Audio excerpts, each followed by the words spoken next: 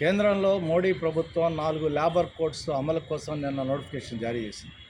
కార్మిక వర్గాన్ని కట్టుబానిసలుగా మార్చేటువంటి పద్ధతిలో కనీస వేతనాల కోడ్, వృత్తి భద్రత కోడ్, అలాగే పారిశ్రామిక కోడ్, అలాగే వెల్ఫేర్ కోడ్ పేరుతో 29 చట్టాలని 4 లేబర్ కోడ్స్గా మార్చి కార్మికులందరినీ కూడా కార్పొరేట్ల కింద కట్టుబానిసలుగా మార్చేదానికోసం నోటిఫికేషన్ విడుదల చేసింది. ఇది దుర్మార్గం అని చెప్పేసి సిఐటి తీవ్రంగా ఖండిస్తూ ఉంది.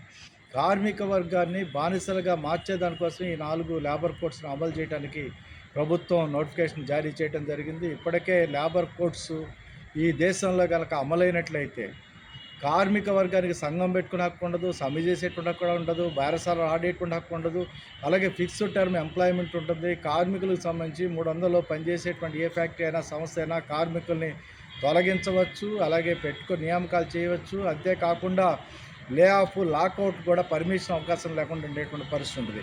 కార్మికులకి పని భద్రత ఉండేటువంటి పరిస్థితి ఉండదు. కార్మికులకు సంబంధించి సామాజిక భద్రతగా ఉన్నటువంటి పిఎఫ్, ఈఎస్ఐ చట్టబద్ధమైనటువంటి సౌకర్యాలు కూడా వెల్ఫేర్ కోడ్లో మాయమయ్యేటువంటి పరిస్థితి ఉంది. ఈరోజు ప్రభుత్వం ఏం చెప్తా ఉంది? సులభధర వ్యాపారం పేరుతో ఈరోజు బ్రిటిష్ వాడి కాలం నాటి చట్టాలను ఈరోజు మార్చామని చెప్తా ఉంది.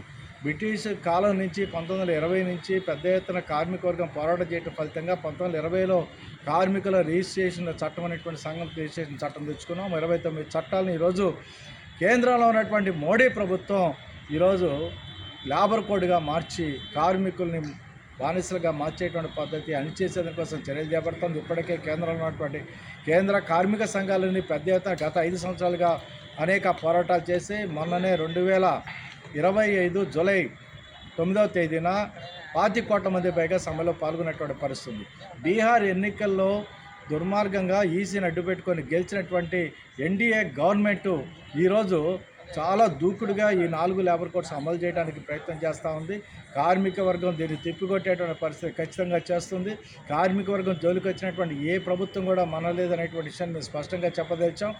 అందుకనే ఈరోజు దేశవ్యాప్తంగా నిరసనలు అనేటువంటి కార్మిక వర్గం చేసింది. దేశవ్యాప్తంగా ప్రభుత్వం ఈ లేబర్ కోడ్స్ అమలు నోటిఫికేషన్ ఉపసంహరించుకోకపోతే రాబోయే కాలంలో పెద్ద కార్మిక ఉద్యమాన్ని, ప్రజా ఉద్యమాన్ని నిర్మిస్తామని చెప్పేసి హెచ్చరిస్తాను. ఎన్సీహెచ్ శ్రీనివాస్, సిఐటి ఎన్టీఆర్ జిల్లా ప్రధాన కార్యదర్శి.